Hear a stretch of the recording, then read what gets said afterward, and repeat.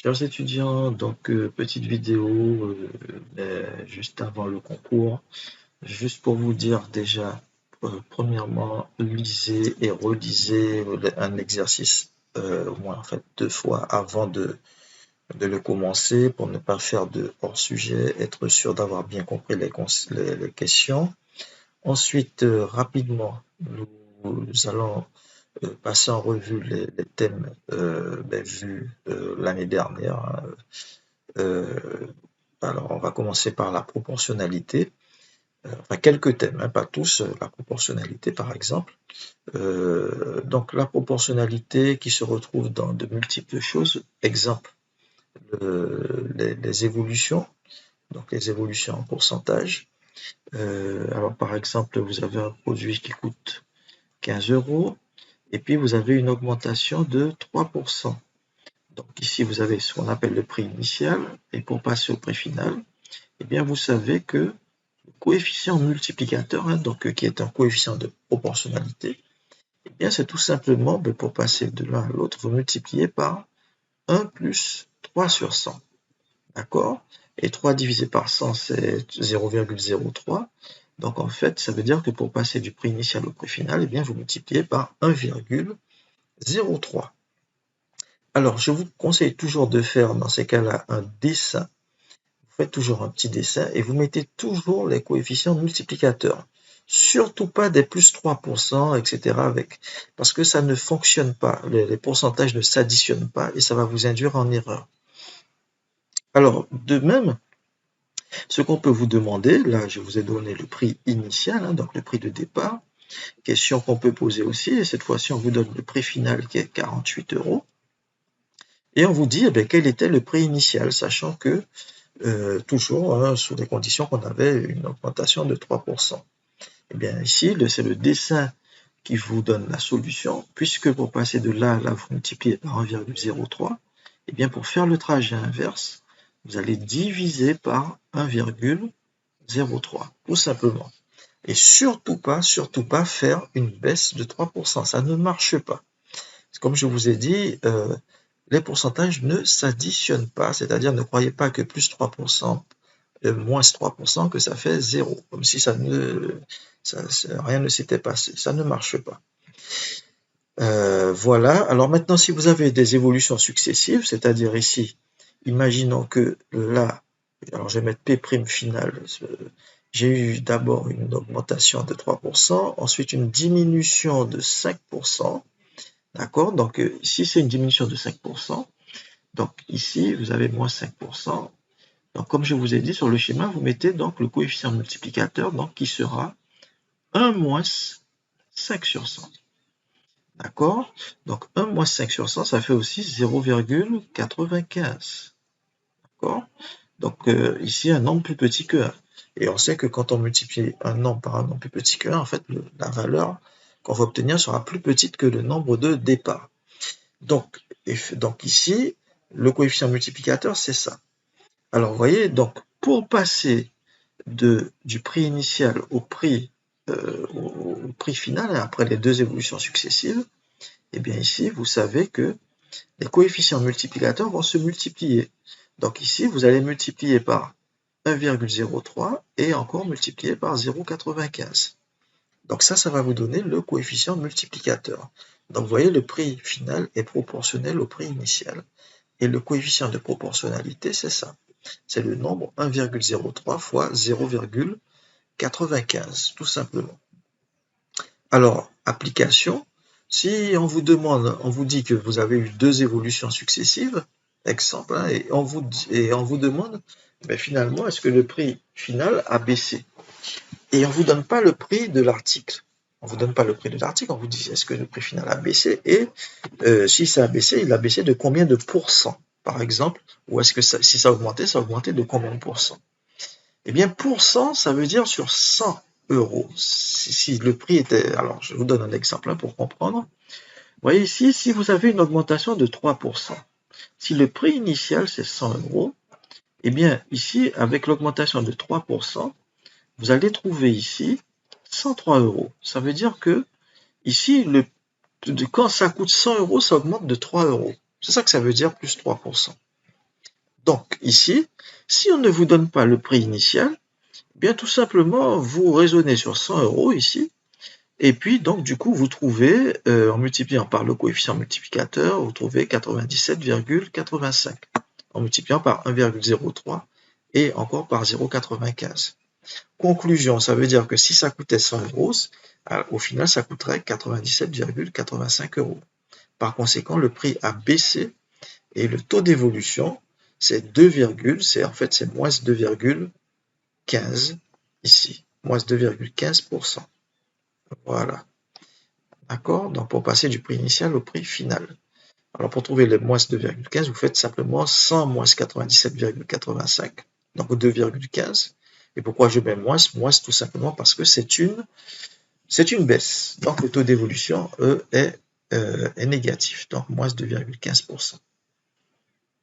Alors maintenant, autre situation où vous allez retrouver donc la proportionnalité, le théorème de Thalès. Alors, que dit le théorème de Thalès? Alors, je vais tracer ici à l'écran de droite, d'accord, qui sont séquentes, en un point A. Alors maintenant, le théorème de Thalès, alors je vais d'abord choisir déjà deux points B et C, ici, sur une droite, et puis je vais choisir deux points E et F, ici, sur l'autre droite, mais de telle sorte que, vous voyez, quand je trace la droite BE, elle est parallèle à la droite CF. Voilà. Alors, du coup, je note que ABC sont alignés, puisque je les ai choisis sur la même droite. De même, AEF, ils sont alignés aussi, d'accord? Et vous avez que BE est parallèle à CF. OK. Mais j'aurais pu aussi faire ceci, choisir les points. Alors, toujours la droite séquente en A. Ici, je mets B. Et puis, au lieu de mettre C sur le même côté, si vous voulez, de la demi-droite, eh bien, je vais le mettre de l'autre côté, le point C. D'accord? Et puis, je fais pareil, hein, le point E, je place ici, par exemple. Et puis, je place F de telle sorte que BE est parallèle à CF. Et donc, c'est exactement la même chose ici. Voilà, donc ici, vous avez ce qu'on appelle une configuration papillon, et puis là, la configuration, les deux triangles sont du même côté. Alors, je dis deux triangles parce que vous voyez bien que vous avez un triangle ABE et un triangle ACF qui sont formés, ABE et ACF. Alors, que dit Thalès? Il dit simplement que les triangles ABE et ACF se déduisent l'un de l'autre par agrandissement ou réduction. Alors, agrandissement-réduction en mathématiques, ça veut dire que je multiplie tous les côtés d'une des figures par un certain coefficient, donc il y a donc un coefficient de proportionnalité, donc il me permet d'obtenir les mesures de l'autre côté, enfin des autres côtés du triangle. En clair ici, si je prends par exemple le triangle, donc si je prends par exemple, donc ici, je vois ABE ici, donc je vais écrire ici AB, j'écris tous les côtés du triangle ABE, donc j'ai AB, vous avez BE, et vous avez AE. Et puis je vais écrire les côtés du triangle ACF, mais attention, il faut que je sache quel côté est proportionnel à quel côté dans le triangle ACF ici. Alors vous voyez, AB, il est aligné avec AC. Et bien ici, vous allez écrire AC juste en dessous. Pour AE, c'est AF ici. Vous voyez, là, pardon. Donc AE, c'est AF, c'est plutôt ici. Et enfin, pour BE, ben, ce sera CF. Donc ici, j'ai CF. Voilà, donc ici, voilà les côtés. Vous voyez, donc là, j'ai les côtés de ABE, là, j'ai les côtés de ACF. Et donc, j'ai un coefficient de proportionnalité qui me permet de passer de l'un à l'autre. Alors, comment je fais pour obtenir le K? Ben, le K, c'est tout simplement en divisant AC par AB. Vous avez le fameux K. Mais comme c'est le même K pour passer de là à là, donc c'est aussi égal à CF sur BE, et c'est aussi égal à AF sur AE. Donc, il y a deux façons de rédiger le théorème de Thalès. Premièrement, vous énoncez toujours les hypothèses de Thalès qui sont ici. C'est très important parce que le correcteur va voir que vous savez dans quelles conditions on peut énoncer Thalès, d'accord? Et vous-même, ça vous permet de savoir que si, par exemple, dans l'énoncé, vous n'avez pas que les droites sont parallèles, même si elles vous semblent parallèles sur le dessin, si ce n'est pas mentionné dans l'énoncé et que vous utilisez Thalès, ce sera un 0. Alors, maintenant, j'ai ceci, donc j'énonce des conditions et ensuite je dis d'après Thalès, tout simplement, d'après Thalès. Eh bien, d'après Thalès, soit vous dites que le tableau ci-dessous est un tableau de proportionnalité, donc vous mettez le tableau et vous dites que c'est un tableau de proportionnalité, tableau de proportionnalité, ici, d'après le théorème de Thalès, ou alors vous écrivez les quotients de Thalès ici. Donc d'après Thalès, vous écrivez ces quotients. Alors maintenant, comment je fais pour calculer avec Thalès? Tout simplement, imaginons, je vais prendre ici un exemple numérique ici, donc AB, je prends AB égale 4, AC égale 11, et puis je prends par exemple BE qui vaut 12. Et je demande, donc la question c'est de calculer CF. Et bien ici, je vais reporter, regardez, c'est dans un tableau de proportionnalité, vous savez que pour calculer une valeur, il suffit d'avoir les 3 qui sont à côté. Et bien là, vous voyez ici, je reporte ABC4. Donc je suis ici, vous voyez, ABC4. AC c'est 11. Ensuite, là, vous avez BE qui vaut 12. Donc BE, il est ici, 12. Et là, vous voulez calculer, en fait, CF. CF, donc ici, la valeur qui est là. Je mets un point d'interrogation ici. Ça, c'est CF. Et bien, donc cette valeur inconnue, CF, donc CF sera égale tout simplement à 12 fois 11 sur 4, produit en croix, tout simplement. Alors, voyons maintenant la relation entre proportionnalité et les fonctions linéaires plus exactement.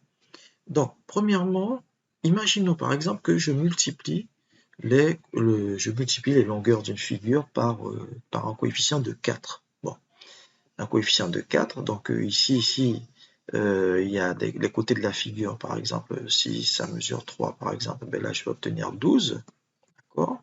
Ici 16, là 4.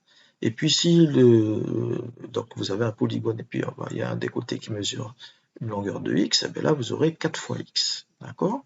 Vous avez multiplié par 4. Alors ici vous reconnaissez donc cette fonction, donc f de x, ou je vais mettre plutôt a de x, ou a comme agrandissement ici, donc agrandissement en fonction de x. Je rappelle que ces parenthèses, cette notation fonctionnelle veut dire en fonction de x, puisque la valeur de l'agrandissement va dépendre de la valeur que vous allez donner à x, si x vaut 3, 4 ou 1. Donc a de x, donc l'agrandissement en fonction de x, c'est 4 fois x. Bien. Alors, ça veut donc dire que, premièrement, derrière toute proportionnalité se cache une fonction linéaire, puisqu'une fonction linéaire, c'est une fonction de style a de x égale a multiplié par x. Par exemple, une fonction de style f de x égale moins 5x, c'est une fonction linéaire, avec le petit a qu'on appelle le coefficient directeur qui est égal à moins 5. Un nombre multiplié par x, c'est ça qui est important. Si vous avez f de x égale x sur 6, qu'on peut aussi écrire 1 sixième fois x, là aussi c'est une fonction linéaire puisque c'est un nombre multiplié par x, 1 sixième fois x. Par contre, si vous avez f de x égale 6 sur x, attention, ici c'est 6 divisé par x, c'est pas multiplié, donc c'est pas une fonction linéaire. De même, ceci, ce n'est pas une fonction linéaire puisque là vous avez x au carré. D'accord? Alors, les fonctions linéaires sont caractérisées par le fait que, alors je rappelle qu'on représente toujours x en abscisse et les images sont représentées en ordonnée. Eh bien, les fonctions linéaires, ce sont leur représentation graphique, ce sont des droites qui doivent passer par l'origine.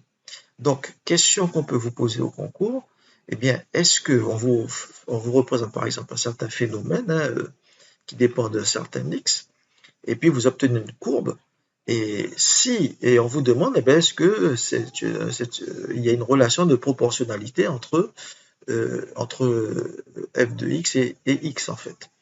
Eh bien, en fait, il y aura une relation de proportionnalité si et seulement si vous avez une droite qui passe par l'origine. Donc, c'est une question classique pour reconnaître graphiquement une situation de proportionnalité.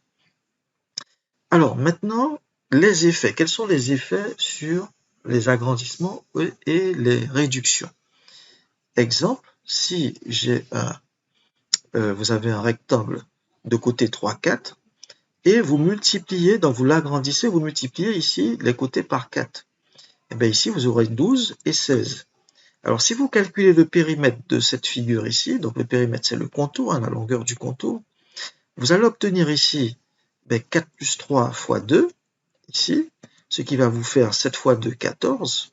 Mais là, vous allez obtenir ici 12 plus 16 fois 2, et donc là, ça va vous donner, cette fois-ci, ça va vous donner 56.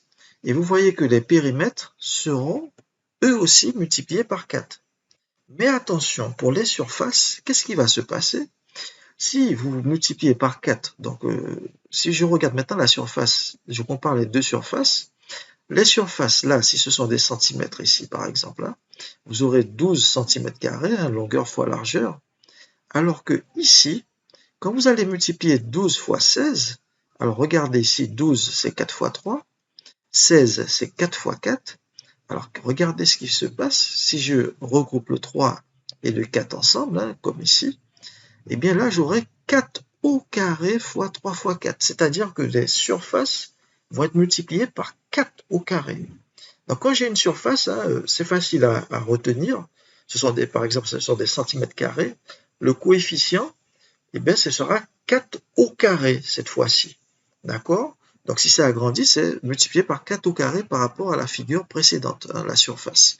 Et pour le volume, alors si vous avez maintenant un cube ici, et là vous avez 3, 4 et 1, donc vous savez que le volume c'est le produit des trois dimensions ici, eh bien si vous agrandissez le cube, vous multipliez toutes les longueurs par 4, eh bien attention, le volume du grand cube que vous allez obtenir, eh bien il sera multiplié par 4 au cube.